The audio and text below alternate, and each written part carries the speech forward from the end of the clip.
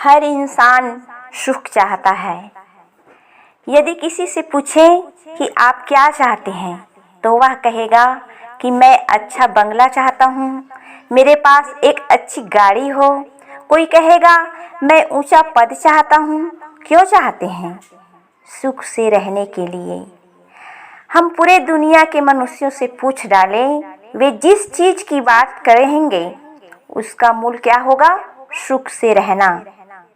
साहब ने कहा, अल्प सुख दुख आदिउ अंता, अर्थात विषयों में सुख थोड़ा है और दुख आदि से अंत तक भरा है, किंतु यह मन उन्मत्त हाथी के समान उनमें भूला है। जरा सोचें, यहीं पर थोड़ा विचार करें कि क्या दुनिया का कोई भी सुख ऐसा है जो मिलकर कभी ना हमसे छूटे? आखिर जिंदगी में कौन सफल है? इस प्रश्न का उत्तर है, जिंदगी में वह व्यक्ति सफल है जो सुखी रहता है, आनंदित रहता है। और ये आनंद धन ऐश्वर्य से नहीं मिल सकता, किसी देवी देवता की प्रार्थना करने से नहीं मिल सकता, उनकी स्तुति करने से सुख नहीं मिल सकता। हमारी चित्त की निर्मलता से, हमारे मन की पवित्रता से, मन का शांत रहना ही सच्चा आनंद है। जब मन अशांत रहता है तब हम दुखी रहते हैं, और जब हमारा मन शांत रहता है तब हम शांति का अनुभव करते हैं, सुख का अनुभव करते हैं। लेकिन जो बाह्य सुख होता है वह क्षणिक होता है। किसी प्राणी पदार्थ द्वारा जो सुख का अनुभव हम सब करते हैं वह स्थिति एक सी नहीं बनी रहती है। जैसे किसी बच्चे का जन्म होता है तो माता पिता और घर के सदस्यों को बच्चे की किलकारी सुनकर खुशी होती है, सुख का अनुभव करते हैं। लेकिन जब बच्चा बड़ा हो जाता है तब वह माता पिता से दूर हो जाता है। एक साथ रहते हुए भी जो बचपन की खुशी थी वह नहीं रह जाती है। बेटा से जो सुख का अनुभव करते थे वह स्थिति नहीं रही, क्योंकि बेटा बड़ा होने के बाद किसी लड़की से सुख चाहता है।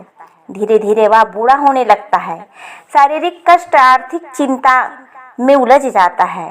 कहने का मतलब यह है कि हमारा मन जिन प्राणी पदार्थों में सुख मानता है वह सुख धीरे धीरे हमसे दूर होने लगते हैं, और मनुष्य इन्हीं बातों को लेकर दुखी होते हैं। इसलिए साहब ने कहा, अल्प सुख दुख आदिउ अंता। सुख हमें कैसे मिलेगा? हमें इस पर विचार करना चाहिए कि संसार की कोई भी वस्तु हमेशा हमारे साथ नहीं रह सकती। जैसे हमें कहीं से कोई उपहार में, गिफ्ट में कोई वस्तु मिली, वैसे ही उसके छूटने का भय लगा रहता है, उसे उसका बिगड़ जाने का डर लगा रहता है, उसे खोने की चिंता लगी रहती है। एक बार एक गुरु और शिष्य भ्रमण में थे।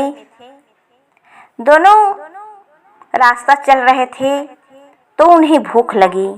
शिष्य भिक्षा लेने गांव में गया। किसी ने भिक्षा के साथ साथ दक्षिणा में एक सोने की असरफी दे दी। अब शिष्य के भीतर भय समा गया कि कहीं चोर न मिल जाए, हमें लूट न ले। फिर गुरु ने सोचा, यह इतना भयभीत क्यों हो रहा है? गुरु ने कहा, बेटा झोपड़ी से रस्सी ले आओ और इस कुएं से पानी निकाल कर मुझे पानी पिलाओ, मुझे खूब प्यास है। शिष्य जो था झोपड़ी में जाता है और वहाँ से रस्सी ले करके आता है, बाल्टी रस्सी ले करके आकर कुएं से पानी निकालने लगता है। इतने में क्या होता है, जो गुरुजी थे वे शिष्य के झोली को टटोलते हैं तो उसमें एक सोने की असरफी रखी हुई थी। उस असरफी को गुरु ने कुएं में डाल दिया। शिष्य जो था पानी लेकर के गुरुजी के पास आता है और कहता है कि गुरुदेव जी आप पानी पी लीजिए और जल्दी से यहाँ से चलिए, मुझे बहुत डर लग रहा है। गुरु ने कहा, बेटा मैंने भय को कुएं में डाल दिया। फिर शिष्य कहने लगा, अब तो यहीं विश्राम कर लिया जाए, अब कोई भय नहीं। अर्थात वस्तु मिलन का सुख हो या प्राणी मिलन का सुख, इसमें निर्भय सुख नहीं मिल सकता। ऐसे ही एक लड़की पहले बार अपने मैके जाती है, ससुराल आने के बाद पहले बार अपने मायके जाती है तो अक्सर देखा ही जाता है कि कोई लड़की अपने ससुराल से जब मायके जाने लगती है तो क्या करती है, वो कोई नया वस्तु खरीद, कोई नया गहना या नया कपड़ा। तो वह लड़की जो थी अपने पति से फरमाइश करती है, अपने पति से कहती है कि देखो जी, मैं कल अपने मायके जाऊंगी तो मेरे लिए सोने का हार खरीद लाओ। पति जो था वह साधारण मनुष्य था, जैसे तैसे अपना जीवन यापन कर रहा था। वह विचार करता है, सोचता है कि मैं इतने सारे रुपए कहाँ से लाऊं कि इनके लिए सोने का हार बनवा पाऊं। वह सोचते सोचते गांव में सोनार था, उनके पास गया और सोनार के पास अपनी बातें रखा कि कहा कि मुझे हार बनवाना है लेकिन मेरे पास रुपए नहीं हैं, तो कोई उपाय बताओ जिससे मैं अपनी पत्नी को एक हार पहना सकूं। सोनार जो था वह कहता है कि ठीक है, आपके पास इतनी रुपए नहीं हैं जिससे आप हार बनवा सको, तो मैं आपको बिल्कुल सोने के ही जैसे एक नकली हार बनाकर दे सकता हूँ। तो वह व्यक्ति जो था वह खुश हो जाता है और एक नकली हार बनवा लेता है और उस हार को लेकर के अपनी पत्नी के पास आता है। उसकी पत्नी जो थी हार पा करके बहुत खुश होती है कि मुझे हार मिल गया। वह उस नए हार को पहन करके अपने मायके जाती है।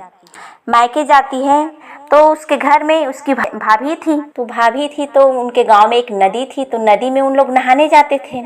वह अपनी भाभी के साथ नदी में नहाने गई। नदी में दोनों तैर रहे थे, नहा रहे थे।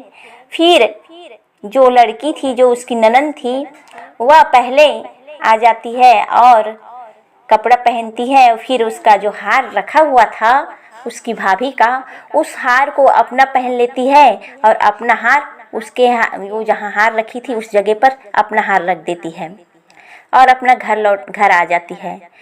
घर आने के बाद वह खुश होती है, वह उसकी ननद, कि अब तो मुझे असली हार मिल गया। और इधर उसकी भाभी जो थी वह खुश हो रही थी कि मुझे असली हार मिल गया, जबकि दोनों का हार नकली था, दोनों का हार सोने का नहीं था। लेकिन वे जीवन भर खुश रहे कि हमारे पास सोने की हार है। इसी तरह लोग झूठी खुशियों में ही खुश रहते हैं। दोनों ननद और भाभी का जीवन एक झूठी खुशी को प्राप्त करके ही खत्म हुआ।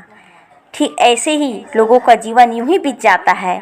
वास्तविक खुशी क्या है यह उन्हें कभी पता ही नहीं चलता। दुनिया में देखते हैं लोग इस तरह की खुशी में लगे हुए हैं, पर असली आनंद, असली खुशी जो है वह बदलने वाली नहीं है, वह अपने पास है। उसे किसी और से बदलने की जरूरत ही नहीं है, क्योंकि वह असली है, वह सच्चा सुख है, वह वास्तविक सुख है।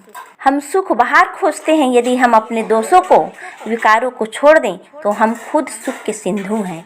हम अपनी दृष्टि को बदलें। जीवन की खूबसूरती है दूसरों की अच्छाइयों को देखना, और एक दूसरे की गलतियों की तलाश करते रहें तो हमें केवल निराशा ही होगी।